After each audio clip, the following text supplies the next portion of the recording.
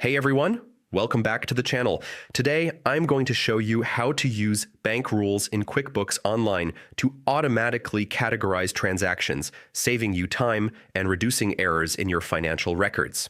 Start by logging into your QuickBooks Online account and clicking the gear icon in the top right corner to access account settings. From there, select Manage Rules. Next, click New Rule and give it a descriptive name that explains its purpose, like Office Expenses Auto Categorize. Decide whether this rule applies to money in or money out. Then choose the relevant bank or credit card account for this rule. Now set the conditions for the rule based on transaction details like description, amount, or specific text. For example, you can have all transactions labeled coffee automatically categorized as office expenses. Once everything looks good, click Save to activate the rule. And that's it.